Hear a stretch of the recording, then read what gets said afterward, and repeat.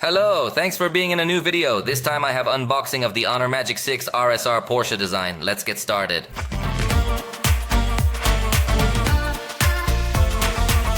This device does not have an official distribution in Mexico. It is an exclusive edition that is only distributed in some regions. But I think it is convenient to know it to see this kind of ultra-exclusive designs that also include an ultra-exclusive packaging, so let's take it out of its box.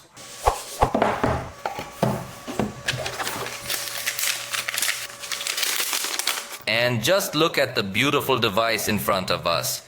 It obviously has signs of a Porsche design. In this part we find a small relief that is noticed as a very marked line. The camera module, as you'll notice, also has a very unique design that is rare to see in the smartphone market, and overall it obviously feels like a very premium device. Let's get this device powered up, and while it's powering up we also see what else comes over here in the box.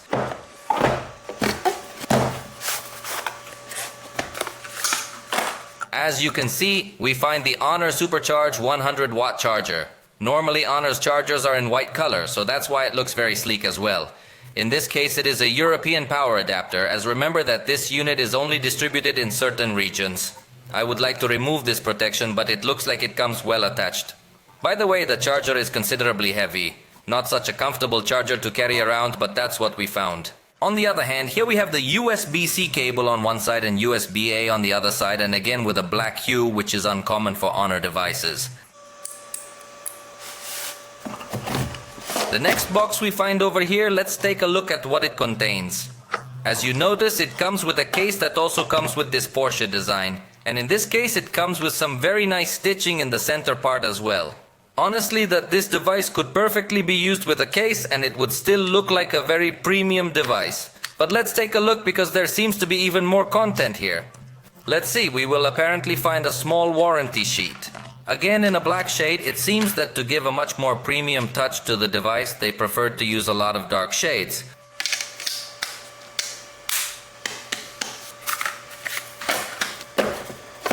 And look what a curious thing we are going to find, because the indicator shows that here is another cable and another charger. So this is the first cell phone that I know of that includes two cables and two chargers. Let's see why they do that, because it's quite curious. Here certainly comes the cable, as you can see, traditional, as we were already seeing in black. This is very, very curious. And here we'll find another charger.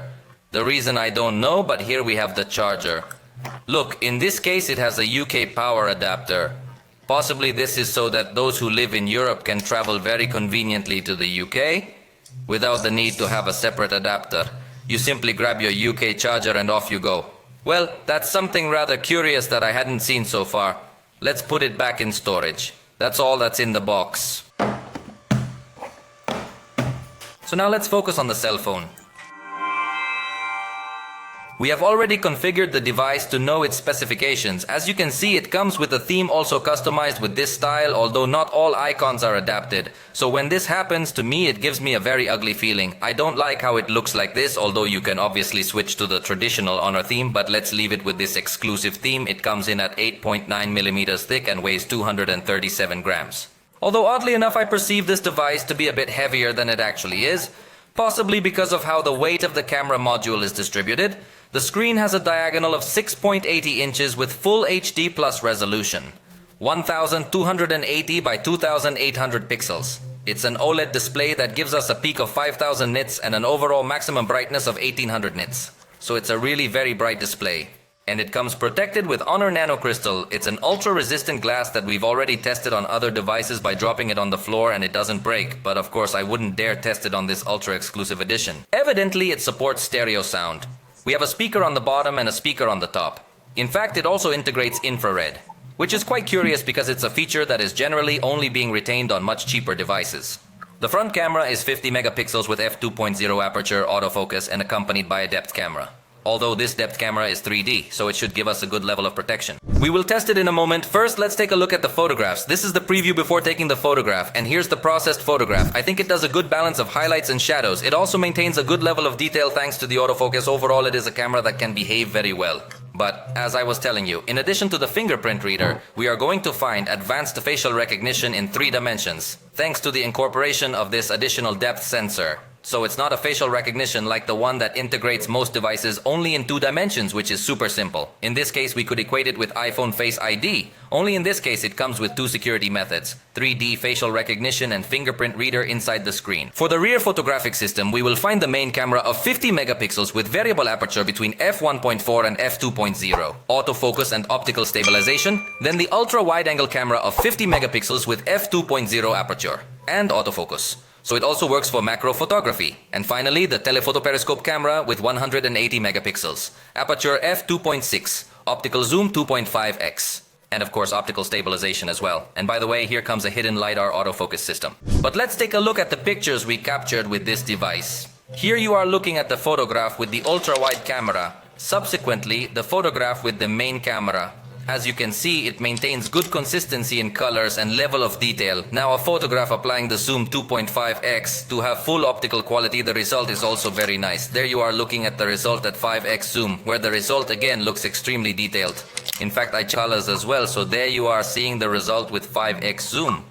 And as I say, it's a very detailed image. It practically looks like it's fully optical zoomed in at the 5x setting. Now you're looking at the 10x zoom setting, and I insist that it still shows a good level of detail, although in this case it's a photograph in a very well lit environment. We keep zooming in just so you're seeing the maximum capabilities that this device has. Although the closer we get, the more noise we start to notice, and the picture looks a bit more artificial. However, considering this is the maximum zoom, I really like the result. Now you are looking at macro photography with the ultra-wide camera. It's also extremely detailed. I think that's one of its strongest points. In this case, notice the difference between this photograph and the closest photograph we can achieve with the main camera. There is definitely a very important difference, so macro mode is highly recommended. And remember that it is also going to allow us portrait photography. See how with different focal lengths it achieves different effects. Obviously, when using telephoto perspectives, we're going to have a more pleasing photograph in terms of the intensity of the blur. It seems to have good results considering it is an indoor portrait photography. And as far as video recording, note that it can indeed record in 4K with any of the 3 cameras and also with the front camera. The battery is a tremendous 5600 mAh. It's a very recent battery technology that allows it to have a slim design and have an excellent capacity. It's another one of the strongest points of this device, and it supports 100-watt charging, which, as you've already seen, in the box comes with 2 chargers in case one breaks down or something like that. However, it also supports 66-watt wireless charging and of course also reverse wireless charging to put charging another accessory on the back of this device. It arrives with Android 14 and Magic OS 8.0 running on it, the latest software from both Honor and Android. But get this, it comes with 24 gigabytes of RAM, plus another 8 gigabytes of Honor's Turbo RAM. This device definitely that has too many capabilities in this regard. It also has a terabyte of internal storage. And the processor is the Snapdragon 8 Gen 3, but it is accompanied by 3 other chips manufactured by Honor. One for improved security, one for improved RF, and one for improved power. So it's a 4-chip device. Definitely that looks very interesting. But if you're interested in benchmarks, here's the result on Geekbench, where in multi-core it reached 5,254 points, and in single-core it reached 1,360 points. On the other hand, in Antutu, the score it got was 1,606,301 points. Again, as I tell you, giving a demonstration of a lot of power. Everything is premium on this device. The only bad news is that it's not distributed in as many parts of the world as we would like. But for now, it has been a good look at getting to know this device. Let me know what you thought of it. For the moment, we have reached the end of this video. If you liked it, you know you can let me know, and we'll see you next time.